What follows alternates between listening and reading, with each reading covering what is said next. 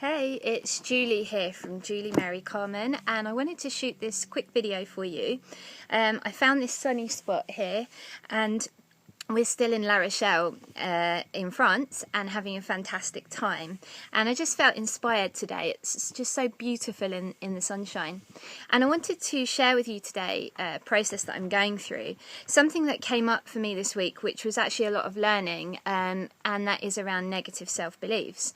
And part of my approach at JulieMaryCarmen to really support you is to be very transparent and show you the processes that I go through, and so you don't just see the polished practice side, you get to see kind of everything.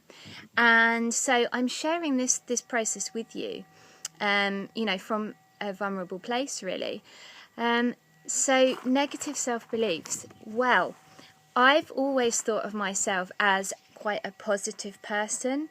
I have always gone out and got what I wanted in life, and I've tended to believe that I was a positive person. However, I'm reading a wealth consciousness book. I'm always reading wealth consciousness books because it's an area of my life that I am transforming.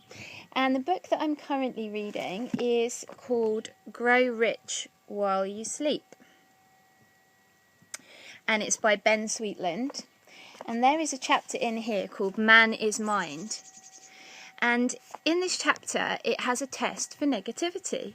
So I thought I'd have a go. Now, all it is, quite simple, it's a list of words, if you can see that. And you simply have to read the words and then say the first thing that comes into your mind that you associate with that word. Now, what was interesting for me was that the majority of mine were actually negative associations, which indicates that I still hold some negative self-beliefs. So it was a little bit of a shock to me. However, there is a part of me that knows that I still have those beliefs inside of me, and it's ongoing work. So this week I've committed to myself to working on this, and I'm going to do that in 4 ways. Number 1, I am going to be using affirmations. Now, affirmations are something that I use anyway, and I'm just going to really ramp it up this week. So I know I can do more. I know that I can use my affirmations more powerfully, and I'm going to be repeating these affirmations hundreds of times a day, because affirmations work on the subconscious by repetition, and thoughts become things. So what we believe in our psyche, so we will produce in the outside world. So affirmations is number 1, and I'll really be ramping those up. I'll be doing hundreds of them every day, and it's not going to take a lot of time because I will be doing them while I'm doing other things. Number 2 is my physiology. So I have noticed that sometimes I hunch over like this and I frown.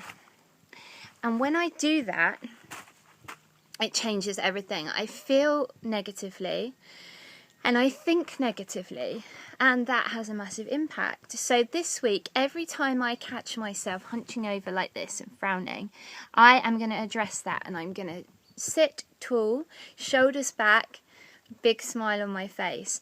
And as soon as I do that, I feel differently in myself. My energy comes up, I feel a lot more open, and I think and feel more positively. So number 2 is physiology. Now, it was actually a great friend of mine who introduced me to this idea several years ago, and since then I have heard it from my mentors, including Tony Robbins always talks about this, physiology. And I've read it in several self-development books, so it's very important. So if you haven't clocked onto this yet, have a think about how you're using your body and what that is doing to your thoughts and your feelings. Number 3 is journaling. Now, I have a practice of journaling, and I have my trusty journal here that I use 4 or 5 times a week. I will just sit down quietly and I will write down everything that's inside of me, all my thoughts, my feelings, whether negative or positive. I get it all out of me and onto the page, and it feels so good. Very cathartic process. And so that's number 3, to continue with that. And tying into that, number 4 is meditation. Now, meditation is not something that came naturally to me. It's definitely something I've had to practice. And I find that when I do it, the benefits are so great for me that it is totally worth it. It's worth me being disciplined about this.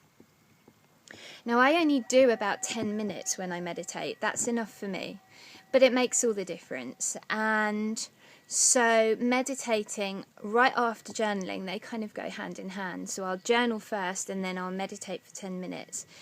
And I am committing to doing that 5 times this week.